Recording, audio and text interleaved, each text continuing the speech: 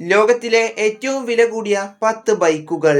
അതെ, ഇന്ന് നമ്മൾ നോക്കാൻ പോകുന്നത് ഏറ്റവും വിലയുള്ള 10 ബൈക്കുകൾ ഏതൊക്കെ എന്നാണ്. അപ്പോ സമയം വൈകാതെ നേരെ നമുക്ക് വീഡിയോയിലേക്ക് പോകാം. വീഡിയോയിലേക്ക് പോകുന്നതിന് മുമ്പ് ചെറിയൊരു കാര്യം, സബ്സ്ക്രൈബ് ചെയ്യാത്ത ഒരുപാടധികം ആളുകൾ നമ്മുടെ വീഡിയോ കാണുന്നുണ്ട്. സോ പറ്റുന്നവർ അതൊക്കെ ഒന്ന് ചെയ്യുക. അപ്പോ 10ാമതായിട്ട് വരുന്നത് ഡുഗാട്ടി ഡെസ്മോഡിസി D16 RR.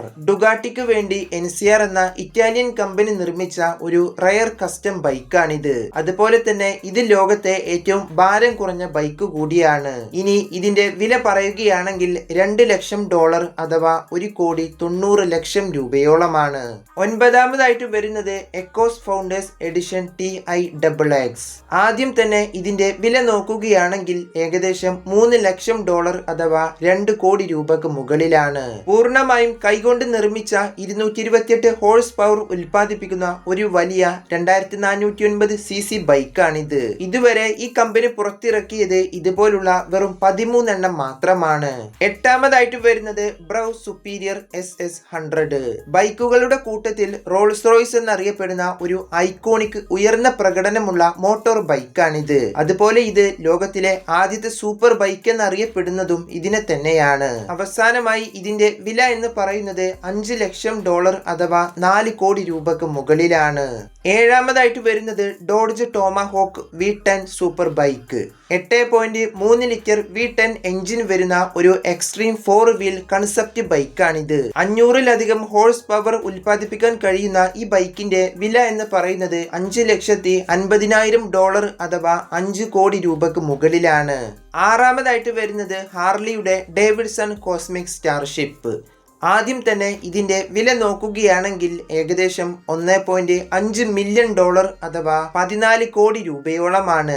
മറ്റ് ബൈക്കുകളെ പോലെ എഞ്ചിൻ കരുത്തുകൊണ്ടോ വേഗത കൊണ്ടോ വില കൂടിയ ഒരു ബൈക്കല്ല ഇത്. അമേരിക്കയിലെ ഏറ്റവും വലിയ ചിത്രകാരനായ ജാക്ക് ആക്സ്ട്രോങ്ങിന്റെ ബൈക്കാണിത്. 2002 സ്വന്തമായി തന്റെ ബൈക്കിൽ ഇത്തരത്തിൽ പെയിന്റിംഗ് ചെയ്തതോടു കൂടിയാണ് ഇതിന്റെ മൂല്യം ഇരട്ടിയായി ഈ പറഞ്ഞ തുകയിലേക്ക് എത്തിയത്.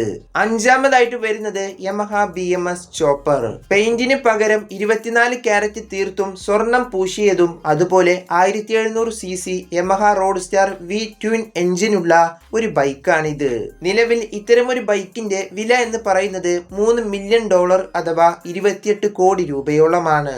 4ാമതായിട്ട് വരുന്നത് ഹിൽഡെ ബ്രാൻഡ് ആൻഡ് വുൾഫ് മുള്ളർ.